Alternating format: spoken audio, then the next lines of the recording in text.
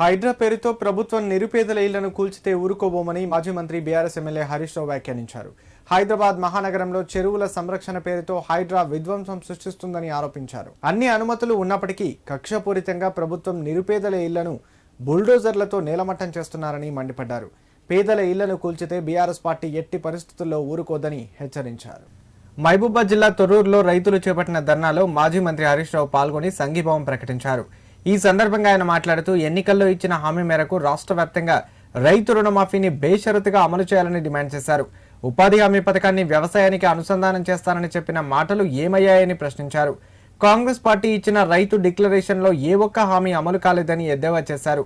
అదేవిధంగా ఉపాధి హామీ కూలీలకు ఏడాదికి 12,000 హామీ ఏమైందో సీఎం రేవంత్ రెడ్డి చెప్పాలన్నారు. మూతపడిన చక్కెర కర్మాగారాలను తెరిపిస్తామని, పసుపు బోర్డును తీసుకొస్తామంటూ ఇచ్చిన హామీలు ఏమయ్యాయని ప్రశ్నించారు. ఇక భూమి లేని నిరుపేద రైతులకు 5 లక్షల రైతు బీమా పత్తా లేకుండా పోయిందని ఆరోపించారు. దసరాలోపు ప్రభుత్వం రైతు బంధు నిధులు విడుదల చేయాలని, ఎకరానికి రైతుల ఖాతాల్లో 7,500 జమ చేయాలన్నారు. ఇకనైనా కుంటి సాకులు చెప్పకుండా అందరికీ 2 లక్షల రుణమాఫీ చేయాలని హరీష్ రావు డిమాండ్ చేశారు. 10 నెలల రేవంత్ రెడ్డి ప్రభుత్వంలో ప్రజలంటే పట్టింపు లేదు, రైతులంటే లెక్కే లేని విధంగా రేవంత్ పాలన ఉన్నది.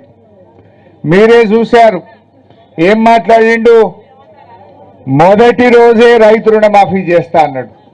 మొదటి సంతకం రైతు రుణమాఫీ మీద అన్నాడు. అయిందా? రైతు భరోసా నేను 10,000 కాదు 15,000 ఇస్తాను, ఇవ్వకపోతే ఏమంటారే? 2,000 పింఛన్ బదులు 4,000 ఇస్తాను, ఇవ్వకపోతే ఏమంటారే? అంటారా అనగా? అక్క చెల్లెలకు 2,500 ఇస్తాను మోసం ఇవ్వకపోతే ఏమంటారు? మరి గందుకే అన్న పెద్ద మునగాని లెక్క 15 ఆగస్టులోగా చేస్తాను నరికిండు. 15 ఆగస్టు కాగానే ఏళ్ళెలకల పడ్డాడు. ఒక్క పాలకుర్తి మండలంలో 4,314 మందికి గాలి. ఇంకా అంటే అయింది తక్కువ, కాంది ఎక్కువ. అంతెందుకు, నిన్న తుమ్మల నాగేశ్వరరావు ఆయన్నే మంత్రి చెప్పిండు. ఏమన్నాడు? మేము 22 లక్షల మందికి చేసినాం, ఇంక 20 లక్షల మందికి చేయలేదని వ్యవసాయ మంత్రి చెప్పిండు. అయితే ఆయన చెప్పిన 22 లక్షల మందికి కూడా మొత్తం కాలే. బ్యాంకులకు వచ్చినాక పాస్బుక్ మీద ఒక పేరున్నది, నీ ఆధార్ కార్డు మీద వేరే పేరుందని కొందరికి ఆగింది. ఆధార్ నంబర్ మ్యాచ్ అయితే లేదని కొందరికి ఆగింది. 31 కుంటి సాకులు పెట్టి ఎట్ల కోత పెట్టాలని ఆలోచన చేసిండ్రు, ఎట్లా రైతు రుణమాఫీ ఎగబెట్టాలని ఆలోచన చేసిండ్రు. పెళ్లిగా లేదని ఒకనికి, భార్యకు ఆధార్ కార్డు లేదని ఒకని చెప్తారు. ఒక ఆయన వాళ్ళ భార్య ఎప్పుడో 2010లో చచ్చిపోయిందట.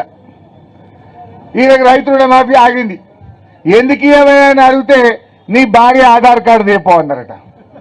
అరే ఆధార్ కార్డు పుట్టింది 2011లా, నా భార్య చచ్చిపోయింది 2010లా, నేను ఎడికెళ్ళి లేవాలి ఆధార్ కార్డు అని ఆయన అన్నాడట.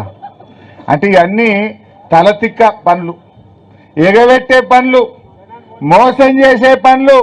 అందుకే రేవంత్ రెడ్డి ఎలక్షన్ల ముంగడ బాగా మాట్లాడిండు. కానీ ఇప్పుడు తెలంగాణ ప్రజలు ఆయన మోసగాడు అని అంటున్నారు. ఇవాళ రైతులు అవ్వ తాతలందరూ 4,000 పింఛన్ ఇస్తాను మోసం చేసిన మోసగాడు అంటున్నారు.